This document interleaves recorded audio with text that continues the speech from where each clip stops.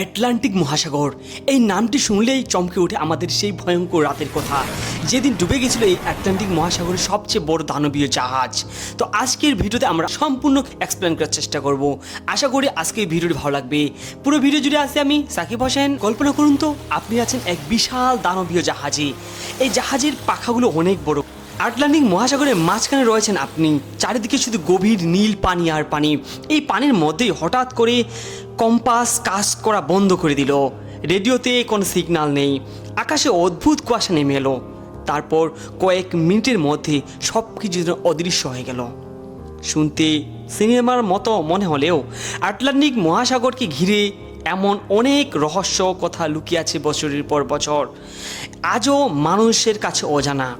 আজকের ভিডিওতে আমরা জানব এমন একটি রহস্যর কথা যার সব প্রশ্নের উত্তর আজও পাওয়া যায়নি। আজকে সেই প্রশ্ন নিয়ে আমরা আলোচনা করব। আশা করি আজকের ভিডিও সকল কিছু ভালো লাগবে। আটলান্টিক মহাসাগরের সবচেয়ে আলোচিত রহস্য হলো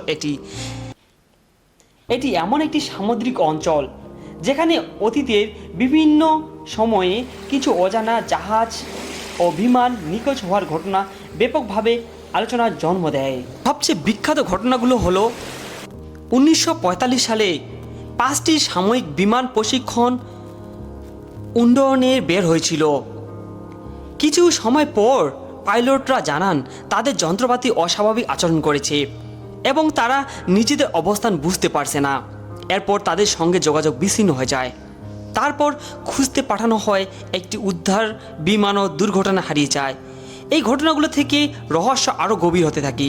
কিন্তু প্রশ্ন হলো আসলে এগুলো কোথায় যায় এবং কিভাবে এগুলো বিধ্বংস হচ্ছে, সেটা নিয়ে আজকের এই ভিডিও। কেউ বলেন সমুদ্রের নিচে অজানা কোনো শক্তি রয়েছে, কেউ বিশ্বাস করেন ভিন্ন গ্রহের প্রাণীরা এই ঘটনার সঙ্গে জড়িত, আবার অনেকে মনে করেন সেখানে সময়ের সাথে অদ্ভুত কিছু বিকৃতি ঘটে।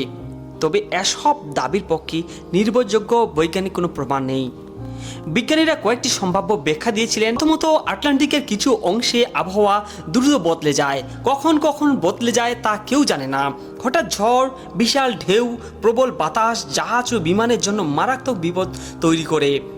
দ্বিতীয়ত, কিছু গবেষক সমুদ্রের তল থেকে নির্গত মিথেন গ্যাস ও সম্ভাব্য কথা বলেছেন, তবে এটি ঘটনার সাথে ব্যাখ্যা দিতে পারে এমন প্রমাণও পাওয়া যায়নি। তৃতীয়ত, মানবিক ভুল, যন্ত্রপাতির ত্রুটি এবং নেভিগেশনের সমস্যা অনেক দুর্ঘটনার কারণ হতে পারে। কিন্তু এখানে একটা বিষয়, যন্ত্রপাতির ত্রুটি হলে একটা বা দুইটা জাহাজ বা বিমানের ক্ষেত্রে হতে পারে, কিন্তু এতগুলা বিমানের ক্ষেত্রে তো হওয়া অনেকটাই একটি কাকতালীয় ব্যাপার মনে হচ্ছে না।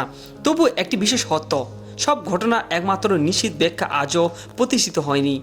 আর এই কারণেই ভারমুডা ট্রায়াঙ্গলকে ঘিরে মানুষের কৌতূহল এখনও শেষ হয়নি।